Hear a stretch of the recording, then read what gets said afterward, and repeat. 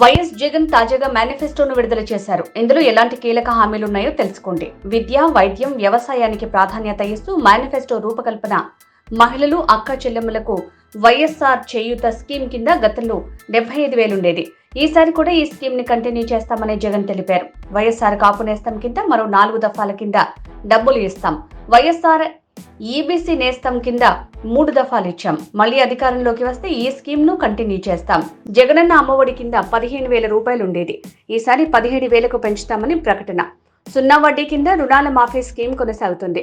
YSR కళ్యాణమస్తు, Shaadi Mubarak scheme ని కొనసాగిస్తామని జగన్ తెలిపారు. వైఎస్ఆర్ చేయూత 75,000 నుంచి 1,50,000 పెంపు. వైఎస్ఆర్ కాపు నేస్తం 4 దఫాల్లో 60,000 నుంచి 1,20,000 వరకు పెంపు. వైఎస్ఆర్ ఈబీసీ నేస్తం 4 దఫాల్లో 45,000 నుంచి 1,05,000 వరకు పెంచుతామని జగన్ ప్రకటించారు. పేదలకు ఇళ్ల పట్టాల పంపిణీ స్కీమ్ కొనసాగింపు ఉంటుంది. లారీ డ్రైవర్లకు కూడా వాహన మిత్ర 10 లక్షల వరకు ప్రమాద బీమా. వైఎస్ఆర్ లా నేస్తం కొనసాగింపు ఉంటుంది. వైఎస్ఆర్ రైతు భరోసా 16,000కు పెంపు. వైఎస్ఆర్ ఆరోగ్యశ్రీని మరింత బలోపేతం చేస్తామని జగన్ ప్రకటన. రాష్ట్రంలో తలపెట్టిన 12 కొత్త మెడికల్ కాలేజీలను వేగంగా పూర్తి చేస్తాం.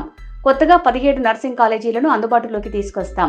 దళితుల జనాభా 500కు పైగా ఉంటే ప్రత్యేక పంచాయతీలను ఏర్పాటు చేస్తామని జగన్ ప్రకటన. దేవాలయాల నిర్వహణకు ప్రత్యేక నిధులు, ఆప్కో బకాయిలను ఈ దఫా కూడా కొనసాగిస్తాం.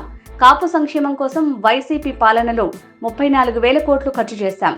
రానున్న రోజుల్లో మరింత సంక్షేమం చేస్తాం. అవుట్సోర్సింగ్ కింద 25,000 వరకు జీతం పొందే ఉద్యోగులకు విద్య, వైద్యానికి సంబంధించిన నవరత్నాల స్కీమ్లను వర్తింపజేస్తాం. వైఎస్ఆర్ బీమా స్కీమ్ కింద ఆన్లైన్లో ఫుడ్ ఆర్డర్స్ ని సప్లై చేసే వారికి వర్తింపజేస్తారు. బోగారం పోర్టు పనుల్ని మరింత వేగవంతంగా పూర్తి చేస్తామని జగన్ ప్రకటన. వచ్చే 5 ఏళ్లలో సురక్షితమైన తాగునీటి సరఫరా చేసేందుకు ప్రత్యేక కార్యక్రమం. వైసీపీ ప్రభుత్వం మరోసారి అధికారంలోకి రాగానే విశాఖపట్నం నుంచి పాలన ఉంటుంది. అమరావతి శాసన రాజధానిగా, కర్నూలు న్యాయ రాజధానిగా ఉంటుందని జగన్ కీలక ప్రకటన చేశారు.